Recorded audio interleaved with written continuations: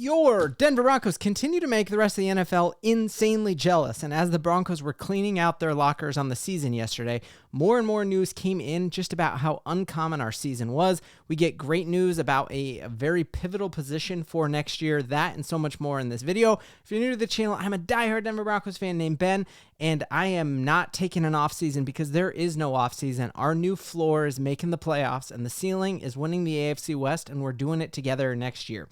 So let's dive in. It seemed extremely braggadocious during training camp after missing the playoffs for another year, after eating more dead cap than ever before, that Sean Payton was walking around Broncos training camp with a shirt that said uncommon. All the naysayers were like, no, dude, you're the most common guy ever. I had people who I debated on the channel say he's a baby John Gruden. And it was like a braggadocious thing to do there. But man, we are seeing evidence of how uncommon Sean Payton is, how uncommon this team is. The first thing that we heard yesterday was that our franchise quarterback, the guy who I think should be rookie of the year, the guy who eclipsed Russell Wilson as a rookie, Bo Nix, who never backed down from anything, played a very big chunk of the season, and a chunk of the season where folks were saying he was hitting a rookie wall. He played that with a broken back. So Bo Nix, during the first half of that game in Vegas, our first time beating the Raiders in Vegas ever, Bo Nix broke 3 of these little doohickeys, and it's called your transverse fracture, or maybe it's like the upper dorsimus. I'm not sure, but it sounds extremely painful. And looking at Reddit forums, talking to my brother who's a doctor, he said, hey, this is a wild injury and it hurts very, very bad. So to go back in that game, that was the game where Bo Nix in the second half threw not 1, but 2 touchdown passes and has the iconic bug eye, get in the Raiders' face moment there. Absolutely crazy that he went back in and played after that injury. Not only that, but when the medical staff said, hey, you should probably miss another week, this is a lot of pain to handle, Bo Nix went and played his first Monday Night Football game ever. That was the shootout with Jameis Winston against the Cleveland Browns. Now remember, he had 2 interceptions in that game. Sean Payton was quick to be like, hey, those were on me. That wasn't on Bo. That was on me. Well, that's because Sean Payton knew that Bo Nix was playing a Monday Night Football game on a broken back. So just really, really cool thing and an uncommon thing, a thing that makes the rest of the NFL really jealous. All you have to do is taking a look here at TD Finn's huge Dolphins creator, and he kind of has come out and used this as a chance to be like, man, Tua, look at this. You got a rookie quarterback who broke his back and is putting it all on the line for his team to make the playoffs, and you're not doing the same thing. Both medical staffs are like, you probably shouldn't play, and we have the resilient quarterback who plays anyways. And you could be like, oh, every quarterback plays after that. Well, Cam Newton broke 2 of these bones as well in his back. Bo Nix broke 3, and Cam Newton missed a game because of this. Bo Nix missed 0 snaps, and not only did he miss 0 snaps, he put up almost 500 yards and 3 touchdowns in the 6 quarters after that. So just a really cool sign there that, man, this Broncos team, the culture here, the love they have for each other, the fact that they're playing for each other is on full display right there as you see that fact. The next thing that just is insanely rare and uncommon, and you don't have to take my word for it, take Mike McGlinchey, who literally says the fact that we already had the number 2 offensive line on all Pro Football Focus. Quinn Miners actually came out and says that we're the best offensive line in the whole NFL, but we'll take number 2. Listen to what Quinn Miners says about the fact that all of the dudes are coming back.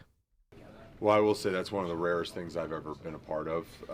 Quinn Miners, that's the rarest thing I've ever been a part of. The fact that the entire squad, we're running it back, and we're running it back with a rookie who hopefully doesn't have to play games with a broken back. We're running it back with a guy who's going to learn more of Sean Payton's system, be more in sync, have an entire offseason with this playbook. It is going to be a sight to behold and a crazy amount of excitement. So you see him be like, hey, this is one of the rarest things I've been a part of. DJ Jones, give it up for DJ Jones, who is a free agent. I am hoping we find a way to get him back. I loved how our defensive line played, and he's a huge part of us stopping the run.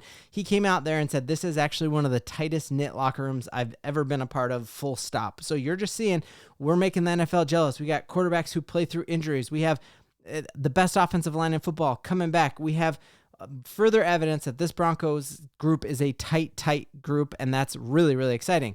On top of that, we're also one of the youngest teams in all of football, and we are the second youngest team in all the playoffs. And so you are just going to see us continue to mature and get better. And if each of our players who was in the playoffs takes an incremental step up, That's going to be crazy, and that's going to be a very, very scary out for anyone. And I think one of the people who we will see take a very big step up is going to be Troy Franklin. All season long, all we wanted. Bo Nix had Troy Franklin open, and they were inches away, feet away, yards away several times in multiple games, and you're like, guys, can you connect? And of course, they connect on the only touchdown from that Buffalo Bills game. And there's a lot of people saying like, Troy Franklin is a bust, but we know Sean Payton actually had 2 grades higher for him and wanted to draft him even earlier.